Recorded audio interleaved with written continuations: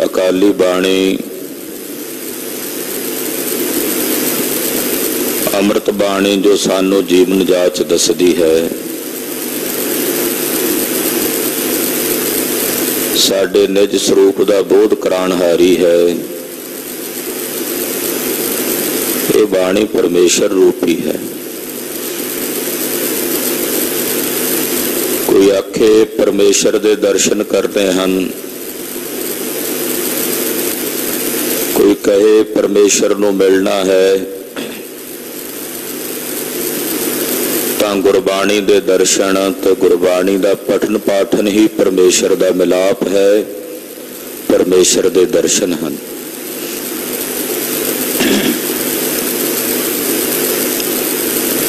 वाहो वाहो बाणी निरंकार है। ऐसी अमृतमयी बाणी नू पढ़न दा, सुनन दा, विचारन दा सानू सारियां नू सुभाग प्राप्त हो रहा है। आसा जी दी वार दे शब्द कीर्तन रागी ਸਿੰਘਾਂ ने गायन कीते हैं। जीव दे कीते कर्मां मुताबक किवें जीवां नू सुख दुख प्राप्त हुंदे ने। पातशाह कहंदे को भांडे हैं जिन्हां भांडियां विच दुध समाया रहिंदा पिया रहिंदा, ते को भांडे भी ने जिन्हां भांडियां विच दुध कढ़दा रहिंदा। एक ना दुध समाई है, एक चुल्हे रहन चढ़े। एक भांडियां दे विच दुध टिकिया रहिंदा, समाया रहिंदा शांत होके। एक भांडियां विच दुध चुल्हियां ते चढ़िया होया ते ओ तप रिहा। कैसा सुंदर वर्णन महाराज जगत गुरु बाबा जी करते हैं। एक जीव अपने कीते कर्मां मुताबक बड़े सकून नाल शांति नाल टिकाव विच ने। एक जीव ने जिन्हां नूं अपने कीते कर्मां करके फल प्राप्त हो रहा है ते दुख करके तप रहे हैं। ऐसा रब्बी ज्ञान महाराज जी ने अपनी पवित्र गुरबाणी द्वारा सानू बख्शिश कीता। अमृत वेले श्री मुख वाक दी दात बख्शिश कीती है। आओ कुछ समय वास्ते अपनियां सुरतियां बिरतियां गुरुदेव दे पवित्र चरनां नाल जोड़िए, एकाग्रता बनाइए। आखिए जी सतनाम श्री वाहिगुरु साहिब जी। सतनाम श्री वाहिगुरु। सूही महला पंजवा। सिमरत वेद पुराण पुकारन पोथिया। राग सोही है और पंजवें पातशाह जगत गुरु श्री गुरु अर्जन देव साहिब जी महाराज ए पावन पवित्र अमृत बचन उच्चारण कर रहे ने। पातशाह फरमाउंदे हन कि सिमरतियां शास्त्र ते वेद हिंदुस्तान का सारा सिद्धांत, सारी फिलासफी, सनातन धर्म का सिमरतियां विच, वेदां विच और शास्त्रां विच कथन है।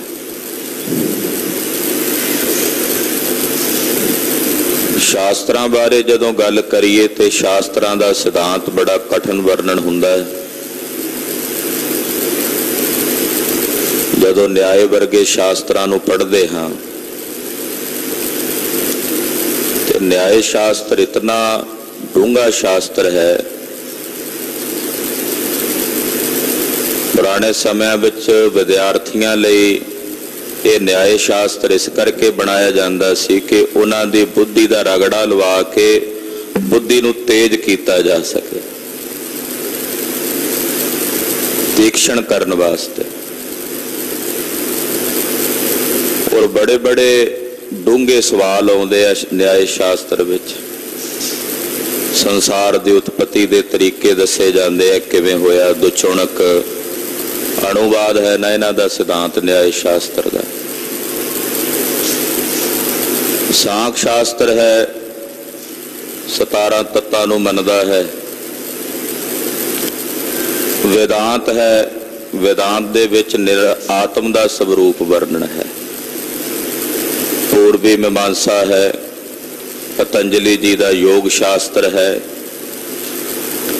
इदां इन्हां 6 शास्त्रां दे विच जे मुख रूप दे विच वेखीए तां पार ब्रह्म परमेश्वर का स्वरूप निरूपण किया जाता है। अकाल पुरख के नाम की महिमा दर्शाई जाती है। नाम की महिमा सारे शास्त्रां 'च मिलेगी। हालांकि एक दूजे दे नाल शास्त्रां दा सिद्धांत मेल नहीं खांदा। वेदांत सांख मत का खंडन करदा ते सांख मत जिहड़ा वो कहंदा भी मैं वेदांत दे अनुसारी हाँ, मैं तो वेदांत तो बाहर ही नहीं हाँ। हालांकि जिहड़ा सिद्धांत है दोनों का वक्खो वखरा है। इसे तरह न्याय का मत ही वखरा है, न्याय शास्त्र का भी। उत्थे इन्हां 6 शास्त्रां दी भावें आपसी एक सुरता नहीं हुंदी, पर इन्हां 6 शास्त्रां दे विच एक गल सारियां विच कॉमन है, वो है पार ब्रह्म परमेश्वर दे नाम दी आराधना दी। जिन्हों ध्यान दी वो ध्यान का शब्द वरत लेंदे, ध्यान करना, परमेश्वर दे स्वरूप का चिंतन करना। असी गुरबाणी विच उहनूं नाम सिमरन की गल दे नाल आराधदे हां। तो नाम की आराधना करनी, नाम की महिमा जिहड़ी है वो शास्त्रां विच भी पातशाह कहंदे कथन कीती है। नाम की महिमा सिमरतियां दे विच भी वर्णन है। हालांकि बड़ियां डूंघियां सिमरतियां ने। श्रीमद भागवत गीता 27 सिमरतियां चो एक सिमरती है। इहदे विच भगवान कृष्ण जी अर्जन नूं बड़ा गूढ़ सिद्धांत उपदेश दिंदे ने। सांख का भी इहदे च वर्णन आ जाता है, वेदांत का भी वर्णन आ जाता है। गीता का एक बड़ा सुंदर टीका जो कुछ समा मैं पहला पढ़िया सी, श्रीमद भागवत गीता का, उहदा नाम है गीता रहस्य। बड़ी डूंगी फिलासफी उहदे विच वर्णन है। पर नाम की जिहड़ी महिमा है, नाम की जिहड़ी वडियाई है, उन्हां सिमरतियां विच भी कथन है। पुराणां दे विच भी इहदे तो इलावा होर भी जितनियां धर्म पोथियां ने, पुकारन पोथियां, जिन्नियां धर्म पुस्तकां ने, धर्म ग्रंथ ने, उन्हां सारियां विच नाम सिमरन की महिमा है। नाम का सिमरन ही साडी सुरती नूं टिकाउंदा, मन नूं एकाग्र करदा है। ते मन एकाग्र ही जिहड़ा वो परमेश्वर दे स्वरूप नूं अनुभव करदा है। तो नाम की महिमा इस करके बारंबार शास्त्रां विच, सिमरतियां विच, धर्म ग्रंथां विच आउंदी है। पातशाह दे बचन ने बहु शास्त्र बहु सिमरती, पेखे सर्ब ढंढोल, उजस नाही हर हरे नानक नाम अमोल। पार ब्रह्म परमेश्वर का नाम सारियां तो सर्वोत्तम है, श्रेष्ठ है। निरंकार दे नाम की वड्डी भारी महिमा हर एक धर्म ग्रंथ दे विच वर्णन है। ये सांझा तत्व है सारियां दा। दुनिया दे सारे धर्म एक सहम दे विच जीवदे ने। कदे भी फिरका परस्ती दे नां ते दंगे भड़क सकते हैं। फिरका परस्ती दे नां ते वंडियां समाज विच राजनीतिक लोक पा दिंदे पैंदियां ने। पर एक सांझा तत्व जिहड़ा सारियां नूं एक आकाश थल्ले इकट्ठा करके, एक छत थल्ले इकट्ठा करके रख सकदा है, वो सांझा तत्व संसार दे लोकां नूं जगत गुरु गुरु नानक साहब ने दिता, ते वो है नाम जपण दा। नाम जपण उत्ते मुसलमान भी राजी है, हिंदू भी राजी है, बोधी भी नाम जपण दे विच राजी है, जैनी भी नाम जपण दे विच राजी है, ईसाई भी। नाम जपण दी साधना दे विच तां सारियां दा ही सांझा तत्व है ना। हाँ, कोई राम राम कह के आराधे, कोई अल्लाह कह के आराधे, कोई गोड़ कह के आराधे, किसी भी तरीके नाल आराधे। आराधना तां परमेश्वर दे नाम दी है ना। ये सांझा तत्व सतगुरां ने सानू दिता है। और इस सांझे तत्व का वर्णन श्री गुरु ग्रंथ साहब जी की पावन बाणी च बार बार आउंदा है।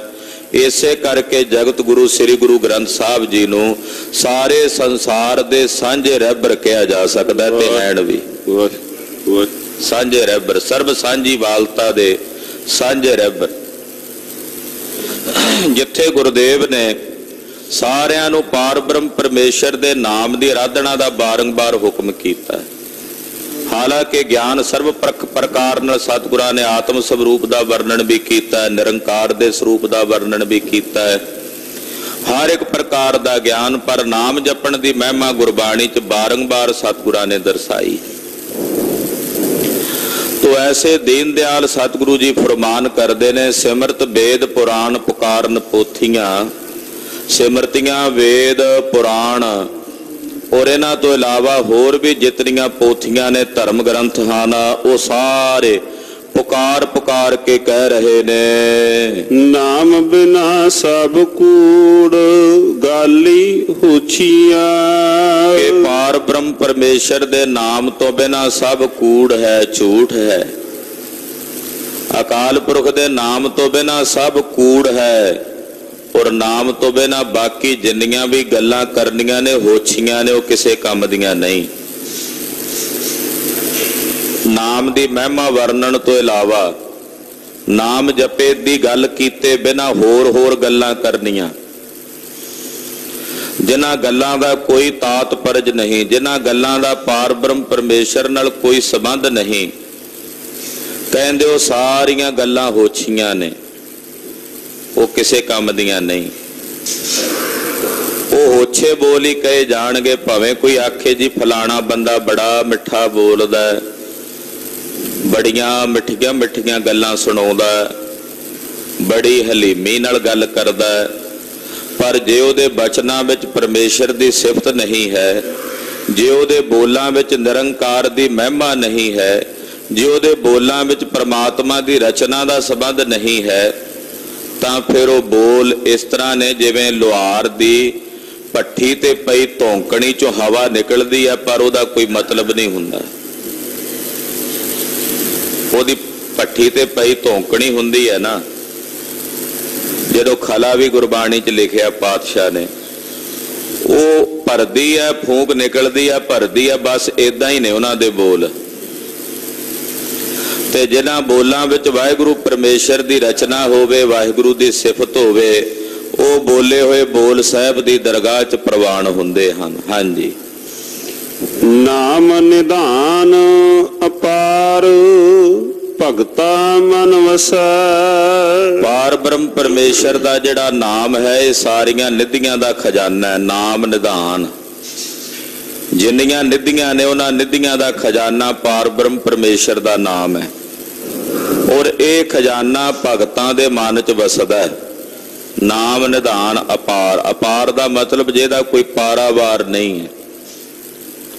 नाम च किन्ने खजाने ने, जे कोई पारोरार जानना चाहे तो नाम दे खजानियां दी बरकत गुरु खालसा जी उहदा पारोरार नहीं है।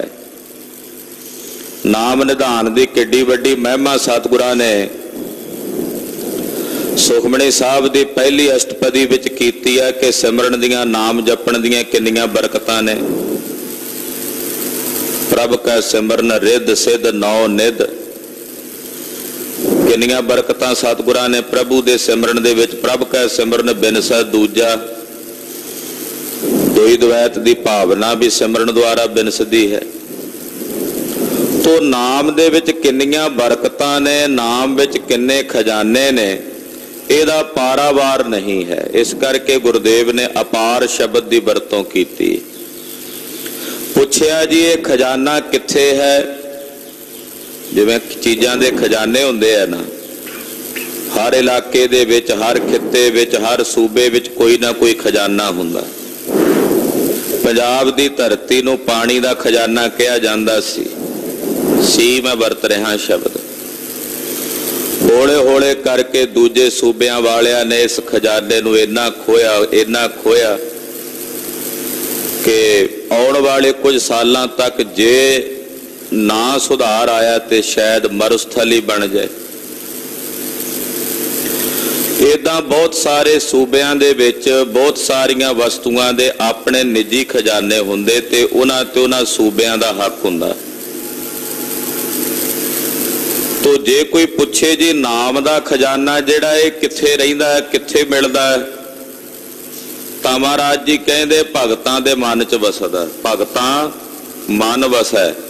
नाम दा खजाना वाहिगुरु परमेश्वर की भगती करन वाले जिहड़े भगत ने उन्हां भगतां दे मन विच एक खजाना वसदा है। जन्म मरण मोह दुख साधु संग नसै।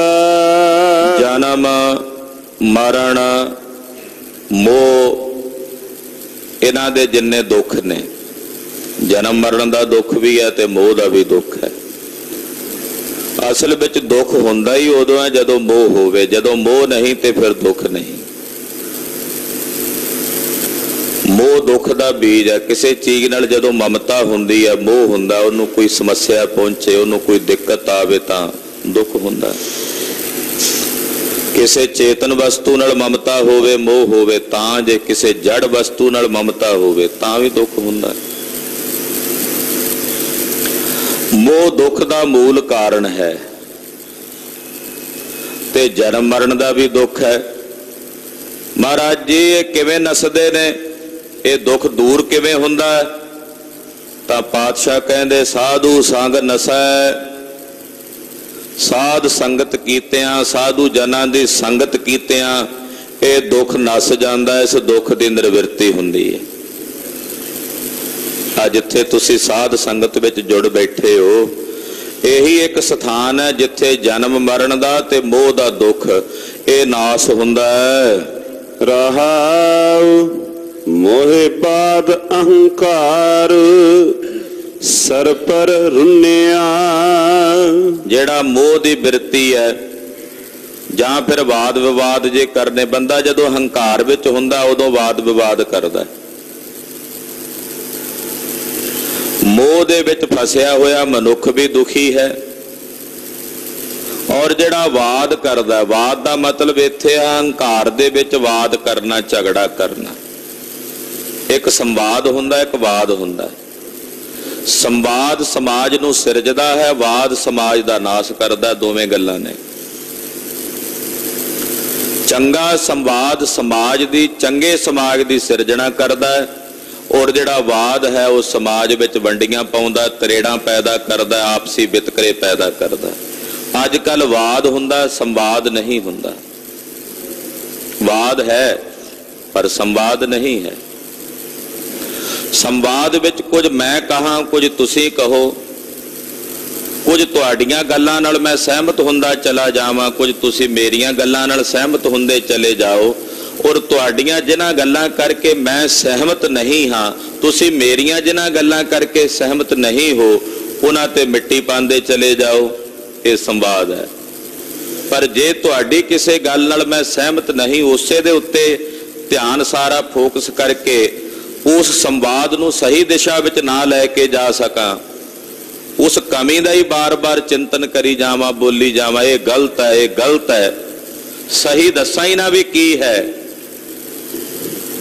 सही दस ही ना पावां ते गलत गलत करी जावां, ये भी गलत है, ये भी गलत है, तां ओह वाद समाज वास्ते घातक हुंदा है। और ये वाद हमेशा हंकार विच उत्पन्न हुंदा है कि जो मैं कह रहा ये सही है। दूसरे दा सही भी इस करके गलत है क्योंकि मेरा हंकार नहीं मनदा, मेरी हौमै नहीं मनदी। साहब जी कहते जिथे हंकार है वो हंकार झूठे वाद नूं पैदा करदा है, और वो वाद संसार दे विच जीवां नूं दुखी करदा है। और इहो जिहे जिहड़े लोक ने सर पर रुन्निया, अवश्य, सर पर दा मतलब हुंदा अवश्य, जरूर, उन्हां नूं रोना ही पैंदा है। जदों भी असीं किसे नाल वाद करदे हां, झगड़ा करदे हां, जे किसे दा मन अशांत हुंदा ते अपना भी शांत नहीं हुंदा। कुछ समय लई तां जरूर मन किरजदा है, खिजदा है भी इन्हें मेरी गल नहीं मन्नी। वो दुख ही है ना। फिर ऐन शांत हुए मन विच किसी ने ऐन टिके हुए सरोवर च पत्थर सुट दिता है, उन्होंने तरंगा तो उठनिया ही सी।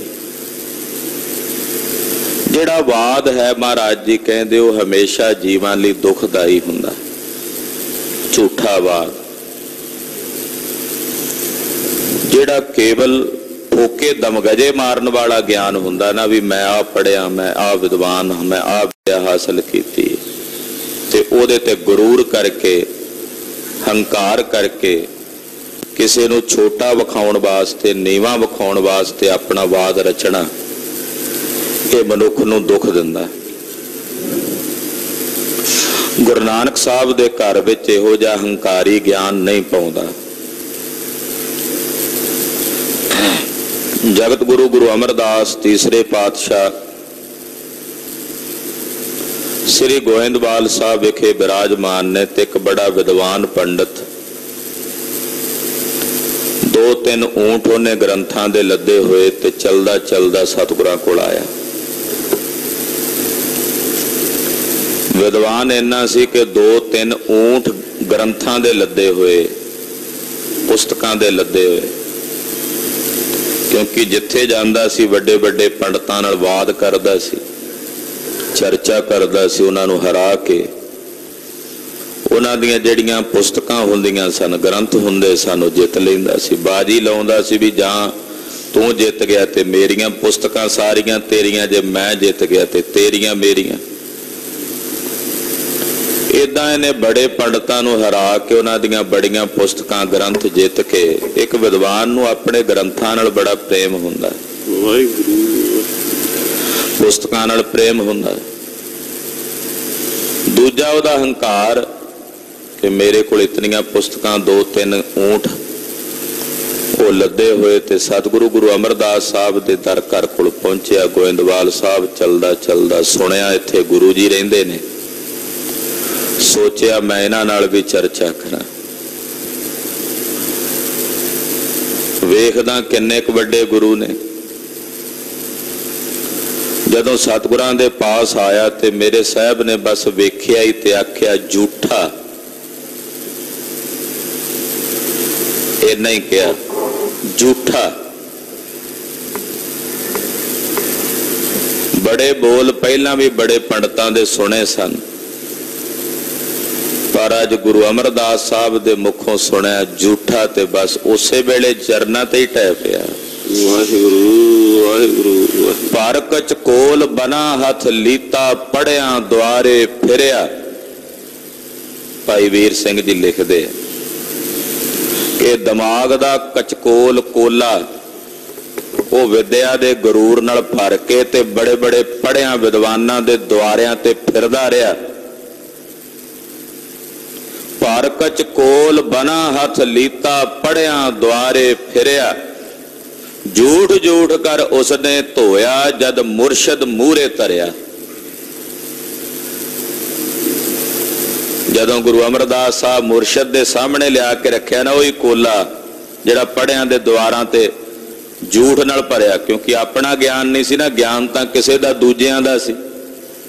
जिहड़ा किसे दूजे दा ज्ञान होवे वो तां फिर झूठा ही होया ना, झूठ खाण वाली गल ही हो गई ना। ज्ञान तो वह है जिहड़ा अपने निज स्वरूप जो उत्पन्न होवे। महाराज जी कहते झूठा है किसी दूजे का ज्ञान चक्की फिरदा, आप भी इस ज्ञान का धारनी है। प्रिंसीपल गंगा सिंह जी कथा पे करन आत्म ज्ञान दी, तुरिया पद दी, 10वें द्वार दी। संत अतर सिंह जी मस्तू आने वाले महापुरुष सुनी जान। समाप्ति हुई ते प्रिंसीपल साहब नूं कान च जाके कहंदे आ, गंगा सिंह जी एक कथा कर ही रहे हो आत्म ज्ञान दे बारे, 10वें द्वार दे बारे, जां अंदर है भी है कोई खेड है? कहन लगे जी नहीं बस पढ़िया सी ते सुना रहे हैं। कहंदे सुना तू जिद्दां दा रहा है इदां दी खेड, पर वो माणन वास्ते भी यतन करना चाहिए। हाले तां दूजे दा ही ज्ञान चुक्या होया, अपना तो नहीं ना है। गुरु अमरदास साहब ने कहा झूठा है, झूठ झूठ कर उसने धोया। धो ज्ञान जिन्ना अंकार सी ना विद्या दा, गुरूर मान सारा धो के भांडा बिल्कुल शुद्ध कर दिता। और उहदे विच फिर अपना रब्बी ज्ञान पाया। मैं पिछे जी एक पढ़ रहा सी लेख, दो चेले एक तबला वादक दे कोल गए, बड़ा मारतन तबला वादक उहदे कोल सिੱਖਣ ਲਈ। एक पहला सिੱਖਿਆ होया सी, एक बिल्कुल नवां सी। ਜਿਹੜਾ ਸਿੱਖਿਆ ਹੋਇਆ ਸੀ ਉਹਨੂੰ ਨੇ ਕਿਹਾ ਵੀ ਤੈਨੂੰ 2 ਸਾਲ ਲੱਗਣਗੇ ਸਿੱਖਦਿਆਂ ਤੇ ਤੇਰੀ ਫੀਸ 2 ਲੱਖ ਰੁਪਈਆ ਸੀ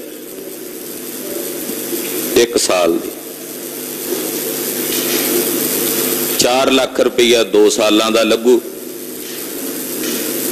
ਜਿਹੜਾ ਬਿਲਕੁਲ ਹੀ ਨਹੀਂ ਸੀ ਸਿੱਖਿਆ, ਹਾਲੇ ਨਵਾਂ ਸਿੱਖਣ ਗਿਆ ਸੀ, ਉਹਨੂੰ ਕਿਹਾ ਵੀ ਤੈਨੂੰ ਸਿੱਖਣ ਲਈ 1 ਸਾਲ ਲੱਗਣਾ ਤੇ ਤੇਰੀ ਫੀਸ 1 ਲੱਖ ਰੁਪਈਆ। ਜਿਹੜਾ ਉਹ ਸਿੱਖ ਕੇ ਗਿਆ ਹੋਇਆ ਸੀ ਨਾ ਪਹਿਲਾਂ, ਉਹ ਬੜਾ ਹੈਰਾਨ ਹੋਇਆ।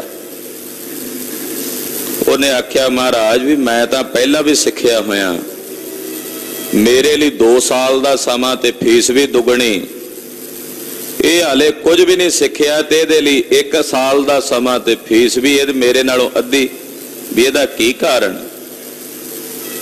ਉਹ ਕਹਿੰਦਾ ਵੀ ਤੂੰ ਜੋ ਸਿੱਖਿਆ ਹੋਇਆ 1 ਸਾਲ ਮੈਨੂੰ ਲੱਗਣਾ ਉਹ ਭੁਲਾਉਣ ਵਾਸਤੇ ਤੈਨੂੰ, ਵੀ ਤੂੰ ਭੁੱਲ ਜਾਏ ਕਿਉਂਕਿ ਗਲਤ ਸਿੱਖਿਆ ਹੋਇਆ, ਤੇਰਾ ਹੱਥ ਠੀਕ ਨਹੀਂ ਆ ਤਬਲੇ ਤੇ, ਤੇਰੀਆਂ ਉਂਗਲਾਂ ਨਹੀਂ ਪਈਆਂ ਸਹੀ ਚੱਲਦੀਆਂ। 1 ਸਾਲ ਪੂਰੀ ਮੈਨੂੰ ਮਿਹਨਤ ਤੇਰੇ ਤੇ ਦੁੱਗਣੀ ਕਰਨੀ ਪੈਣੀ ਹੈ, ਇਸ ਕਰਕੇ ਤੇਰੀ ਫੀਸ ਵੀ ਦੁੱਗਣੀ ਹੈ। 1 ਸਾਲ ਜੋ ਸਿੱਖਿਆ ਪਹਿਲਾਂ ਉਹਨੂੰ ਮਿਟਾਉਣ ਤੇ ਲਾਵਾਂਗਾ, ਫਿਰ ਅਗਲਾ ਸਾਲ ਮੈਂ ਜੋ ਤੈਨੂੰ ਸਿਖਾਉਣਾ ਹੈ ਉਹਦੇ ਤੇ ਲਾਉਣਾ। ਇਹ ਹਾਲੇ ਨਵਾਂ ਆਇਆ, ਇਹਨੂੰ ਜਿਵੇਂ ਮੈਂ ਸਿਖਾਉਣਾ, ਜਿਵੇਂ ਉਂਗਲ ਧਰਾਉਣੀ ਹੈ ਨੇ ਉਦਾਂ ਧਰ ਲੈਣੀ, ਉਦਾਂ ਹੀ ਸਿੱਖ ਲੈਣਾ। ਗੱਲ ਕੁਝ ਇਸੇ ਤਰ੍ਹਾਂ ਦੀ ਹੈ। ਜਿਹੜੇ ਪਹਿਲਾਂ ਹੀ ਕਹਿਣ ਵੀ ਮੈਂ ਇਹ ਗਿਆਨ ਪ੍ਰਾਪਤ ਕੀਤਾ, ਮੈਨੂੰ ਇਹ ਵੀ ਗਿਆਨ ਹਾਸਲ ਹੈ, ਸਤਿਗੁਰਾਂ ਦੇ ਦਰ ਘਰ ਆ ਕੇ ਉਹ ਸਾਰਾ ਛੱਡਣਾ ਪੈਂਦਾ, ਕਿਉਂਕਿ ਇੱਥੇ ਤਾਂ ਗੁਰੂ ਦਾ ਗਿਆਨ ਕੰਮ ਕਰਦਾ। ਅਸੀਂ ਜੋ ਸਿੱਖਿਆ ਪਤਾ ਨਹੀਂ ਕਿਹਦਾ ਕਿਹਦਾ ਕੂੜ ਕਬਾੜ ਇਕੱਠਾ ਕੀਤਾ ਹੋਣਾ। ਸਤਿਗੁਰੂ ਸੱਚੇ ਪਾਤਸ਼ਾਹ ਜੀ ਮਹਾਰਾਜ ਜੀ ਕਹਿੰਦੇ, ਝੂਠ ਝੂਠ ਕਰ ਉਸਨੇ ਧੋਇਆ, ਜਦ ਮੁਰਸ਼ਿਦ ਮੂਹਰੇ ਧਰਿਆ। ਆਖਿਆ ਝੂਠਾ ਝੂਠਾ, ਧੋ ਕੇ ਐਨ ਸਾਫ਼ ਕਰ ਦਿੱਤਾ, ਔਰ ਰੱਬੀ ਇਲਹਾਮ ਉਸ ਪੰਡਤ ਜੀ ਦੇ ਹਿਰਦੇ 'ਚ ਜਗਾਇਆ, ਔਰ ਅਸਲ ਵਿੱਚ ਗਿਆਨਵਾਨ ਹੋਇਆ, ਅਸਲ ਵਿੱਚ ਪੰਡਤ ਹੋ ਗਿਆ। ਨਹੀਂ ਤਾਂ ਬਹੁਤੇ ਪੜ੍ਹ ਲਿਖ ਕੇ ਕੇਵਲ ਵਾਦ ਹੀ ਕਰਦੇ, ਤੇ ਜਿਹੜੇ ਵਾਦ ਕਰਦੇ ਨੇ, ਝਗੜਾ ਕਰਦੇ ਨੇ ਹੰਕਾਰ ਵਿੱਚ, ਸਰ ਪਰ ਰੋਨਿਆ। ਮਹਾਰਾਜ ਜੀ ਕਹਿੰਦੇ ਉਹਨਾਂ ਨੂੰ ਅਵਸ਼ ਰੋਣਾ ਪੈਂਦਾ ਹੈ। ਸੁਖ ਨਾ ਪਾਇਨ ਮੂਲ ਨਾਮ ਵਿਛੁੰਨਿਆ, ਉਹਨਾਂ ਨੂੰ ਜਮਾ ਹੀ ਸੁੱਖ ਨਹੀਂ ਮਿਲਦਾ। ਮੂਲ ਦਾ ਮਤਲਬ ਮੂਲੋਂ ਹੀ ਸੁੱਖ ਪ੍ਰਾਪਤ ਨਹੀਂ ਹੁੰਦਾ। ਕਿਹਨਾਂ ਨੂੰ? ਜਿਹੜੇ ਵਾਹਿਗੁਰੂ ਪਰਮੇਸ਼ਰ ਦੇ ਨਾਮ ਤੋਂ ਵਿਛੜੇ ਹੋਏ ਨੇ। ਮੇਰੀ ਮੇਰੀ ਧਾਰ ਬੰਧਨ ਬੰਧਿਆ, ਜਿਨ੍ਹਾਂ ਨੇ ਮੇਰੀ ਮੇਰੀ ਦੀ ਬਿਰਤੀ ਧਾਰਨ ਕੀਤੀ ਹੋਈ ਆ ਔਰ ਇਸ ਬੰਧਨ ਵਿੱਚ ਬੰਨੇ ਹੋਏ ਨੇ। ਨਰਕ ਸੁਰਗ ਅਵਤਾਰ ਮਾਇਆ ਧੰਦਿਆ, ਮਾਇਆ ਦੇ ਧੰਦਿਆਂ 'ਚ ਲੱਗਿਆ ਹੋਇਆਂ ਨੂੰ ਬਾਰ-ਬਾਰ ਨਰਕਾਂ ਤੇ ਸਵਰਗਾਂ ਵਿੱਚ ਜੰਮਣਾ ਮਰਨਾ ਪੈਂਦਾ, ਨਰਕਾਂ ਤੇ ਸਵਰਗਾਂ ਵਿੱਚ ਜਾਣਾ ਪੈਂਦਾ। ਆਪਣੇ ਕੀਤੇ ਕਰਮਾਂ ਮੁਤਾਬਕ ਸੋਧਤ ਸੋਧਤ ਸੋਧ ਤਤ ਵਿਚਾਰਿਆ। ਇਹ ਸੋਧਣਾ, ਸੋਧਤ ਦਾ ਕੀ ਮਤ? ਆ ਤੁਸੀਂ ਆਪਾਂ ਸਾਰੇ ਬੈਠੇ ਹੈ ਸੋਧਤ, ਇਹ ਸੋਧਤ ਹੋ ਰਿਹਾ। ਸੋਧਤ ਦਾ ਮਤਲਬ ਹੁੰਦਾ ਵਿਚਾਰ ਕਰਨੀ। ਸੋਧ ਵਿਚਾਰ ਕਰਨੀ। ਕਈ ਸਿੰਘਾਂ ਦੇ ਜਥਿਆਂ ਦੇ ਵਿੱਚ ਇਹ ਸ਼ਬਦ ਵਰਤਿਆ ਜਾਂਦਾ, ਫਲਾਣੇ ਸਿੰਘ ਦਾ ਸੋਧ ਦਾ ਪਹਿਰਾ। ਸੋਧ ਦਾ, ਸੋਧ ਦਾ ਕੀ ਮਤਲਬ ਹੈ? ਵੀ ਉਹ ਵਿਚਾਰਵਾਨ ਹੋ ਕੇ ਜਿਹੜੀ ਚੀਜ਼ ਉਹਨੇ ਖਾਣੀ ਹੈ, ਕਿਹੜੀ ਨਹੀਂ ਖਾਣੀ, ਉਹ ਆਪਣਾ ਸੰਜਮ ਰੱਖਦਾ, ਮਰਿਆਦਾ ਰੱਖਦਾ। ਸੋਧਤ ਦਾ ਮਤਲਬ ਹੁੰਦਾ ਵਿਚਾਰ ਕਰਨੀ। ਆ ਹੁਣ ਆਪਾਂ ਬੈਠੇ ਗੁਰੂ ਕੀ ਸੰਗਤ ਵਿੱਚ ਗੁਰਬਾਣੀ ਵਿਚਾਰ ਰਹੇ ਆ ਨਾ, ਇਹ ਸੋਧਤ ਸੋਧਤ ਸੋਧ ਹੋ ਰਿਹਾ। ਤੇ ਕਹਿੰਦੇ ਸੋਧਦਿਆਂ ਵਿਚਾਰ ਕਰਦਿਆਂ ਅਸੀਂ ਇਸ ਤੱਤ ਨੂੰ ਵਿਚਾਰਿਆ ਹੈ। ਨਾਮ ਬਿਨਾ ਸੁਖ ਨਾਹੀ ਸਰ ਪਰ ਹਾਰਿਆ। ਨਿਚੋੜ ਕੀ ਕੱਢਾਂਗੇ ਇਹ ਸਾਰੀ ਕਥਾ ਜਿਹੜੀ ਵਿਚਾਰਨ ਤੋਂ ਬਾਅਦ? ਨਿਚੋੜ ਕੀ ਹੈ? ਤੱਤ ਕੀ ਹੈ? ਤੱਤ ਇਹ ਹੈ ਕਿ ਪਰਮੇਸ਼ਰ ਦੇ ਨਾਮ ਤੋਂ ਬਿਨਾਂ ਜੀਵ ਨੂੰ ਸੁਖ ਪ੍ਰਾਪਤ ਨਹੀਂ ਹੋ ਸਕਦਾ। ਨਾਮ ਬਿਨਾ ਸੁਖ ਨਾਹੇ ਸਾਰ ਪਰ ਹਾਰਿਆ। ਜਿਹੜੇ ਨਾਮ ਨਹੀਂ ਜਪਦੇ ਉਹ ਬੰਦੇ ਆਪਣੇ ਜਨਮ ਦੀ ਬਾਜੀ ਨੂੰ ਹਾਰ ਜਾਂਦੇ ਹਨ। ਆਵਹਿ ਜਾਹੇ ਅਨੇਕ ਮਰ ਮਰ ਜਨਮ ਤੇ। ਔਰ ਏਦਾਂ ਦੇ ਬੰਦੇ ਬਾਰ-ਬਾਰ ਆਉਂਦੇ ਨੇ, ਜਾਂਦੇ ਨੇ, ਜੰਮਦੇ ਨੇ, ਮਰਦੇ ਨੇ, ਔਰ ਉਹਨਾਂ ਨੂੰ ਜਨਮ ਮਰਨ ਦਾ ਗੇੜਾ ਬਣਿਆ ਰਹਿੰਦਾ ਹੈ। ਬਿਨ ਬੂਝੇ ਸਭ ਬਾਤ ਜੋਨੀ ਭਰਮ ਤੇ। ਸਤਿਗੁਰਾਂ ਦੇ ਸ਼ਬਦ ਨੂੰ ਬੁੱਝੇ ਬਿਨਾ ਉਹਨਾਂ ਦੀ ਸਾਰੀ ਜ਼ਿੰਦਗੀ ਵਿਅਰਥ ਬਤੀਤ ਜਾਂਦੀ ਆ, ਬਾਤ ਕਰਦਿਆਂ, ਝਗੜੇ ਕਰਦਿਆਂ, ਔਰ ਉਹ ਜੋਨੀਆਂ ਦੇ ਵਿੱਚ ਭਰਮਦੇ ਹਨ। ਜਿਨ ਕਉ ਭਏ ਦਇਆਲ ਤਿਨ ਸਾਧੂ ਸੰਗ ਭਇਆ। ਜਿਨ੍ਹਾਂ ਤੇ ਵਾਹਿਗੁਰੂ ਪਾਰ ਬ੍ਰਹਮ ਪਰਮੇਸ਼ਰ ਜੀ ਦਇਆਲ ਹੋਣ, ਉਹਨਾਂ ਨੂੰ ਸਾਧੂ ਜਨਾਂ ਦੀ ਸੰਗਤ ਪ੍ਰਾਪਤ ਹੁੰਦੀ ਹੈ। ਅੰਮ੍ਰਿਤ ਹਰਿ ਕਾ ਨਾਮ ਤਿਨੀ ਜਨੀ ਜਪ ਲਿਆ। ਵਾਹਿਗੁਰੂ ਪਰਮੇਸ਼ਰ ਦਾ ਨਾਮ ਅੰਮ੍ਰਿਤ ਨਾਮ ਹੈ, ਔਰ ਜਿਨ੍ਹਾਂ ਤੇ ਸਾਧੂ ਜਨਾਂ ਦੀ ਸੰਗਤ ਦਾ ਅਸਰ ਹੋਇਆ, ਉਹੀ ਵਾਹਿਗੁਰੂ ਪਰਮੇਸ਼ਰ ਦੇ ਅੰਮ੍ਰਿਤ ਨਾਮ ਨੂੰ ਜਪਦੇ ਹਨ। ਉਜਹਿ ਕੋਟ ਅਸੰਖ ਬਹੁਤ ਅਨੰਤ ਕੇ। ਅਸੰਖ ਕਰੋੜਾਂ ਲੋਕ ਖੋਜਦੇ ਨੇ ਉਸ ਅਨੰਤ ਨੂੰ। ਅਨੰਤ ਨੂੰ ਲੱਭਣ ਲਈ, ਅਨੰਤ ਨੂੰ ਖੋਜਣ ਲਈ ਕਰੋੜਾਂ ਹੀ ਜੀਵ, ਅਸੰਖ ਅਣਗਿਣਤ ਹੀ ਜੀਵ ਨੇ ਜਿਹੜੇ ਉਸ ਅਨੰਤ ਦੀ ਖੋਜ ਵਿੱਚ ਚੱਲੇ ਹੋਏ ਨੇ। ਜਿਸ ਬੁਝਾਏ ਆਪ ਨੇੜਾ ਤਿਸ ਹੈ। ਪਰ ਜਿਸ ਨੂੰ ਵਾਹਿਗੁਰੂ ਆਪਣਾ ਆਪ ਬੁਝਾਉਂਦਾ ਹੈ ਉਹਨੂੰ ਨੇੜੇ ਪ੍ਰਤੀਤ ਹੁੰਦਾ, ਨਹੀਂ ਤਾਂ ਕਰੋੜਾਂ ਲੱਭ ਰਹੇ ਨੇ ਉਹਨੂੰ। ਪਰ ਜਿਸ ਨੂੰ ਬੁਝਾ ਦਿੱਤਾ ਉਹਨੂੰ ਏਦਾਂ ਜਣਾ ਦਿੱਤਾ ਵੀ ਮੈਂ ਤੇਰੇ ਕੋਲ ਖੜਾ, ਉਹਨੂੰ ਵਾਹਿਗੁਰੂ ਆਪਣੇ ਨੇੜੇ ਪ੍ਰਤੀਤ ਹੁੰਦਾ ਹੈ। ਵਿਸਰ ਨਹੀਂ ਦਾਤਾਰ ਆਪਣਾ ਨਾਮ ਦੇਹੋ। ਏ ਵਾਹਿਗੁਰੂ, ਏ ਦਾਤਾਂ ਦੇਣ ਵਾਲੇ ਦਾਤਾਰ ਜੀ, ਸਾਡੇ ਹਿਰਦੇ ਚੋਂ ਨਾ ਵਿਸਰੋ, ਸਾਨੂੰ ਆਪਣਾ ਨਾਮ ਦਿਓ, ਸਾਨੂੰ ਆਪਣੇ ਨਾਮ ਦੀ ਦਾਤ ਬਖਸ਼ੋ। ਗੁਣ ਗਾਵਾ ਦਿਨ ਰਾਤ ਨਾਨਕ ਚਾਓ ਇਹੋ। ਮਹਾਰਾਜ ਰਾਤ ਦਿਨ ਤੁਹਾਡੇ ਗੁਣ ਗਾਵਾਂ, ਮੇਰੇ ਮਨ 'ਚ ਚਾਓ ਹੈ ਕਿ ਰਾਤ ਦਿਨ ਅੱਠੇ ਪਹਿਰ ਨਿਰੰਤਰ ਇੱਕ ਰਸ ਤੁਹਾਡੇ ਸ਼ੁਭ ਗੁਣਾਂ ਨੂੰ ਗਾਇਨ ਕਰਦਾ ਰਹਾ। ਇਹ ਮੇਰੇ ਮਨ ਦਾ ਚਾਓ ਹੈ, ਇਹ ਮੇਰੇ ਮਨ ਦੀ ਇੱਛਾ ਹੈ।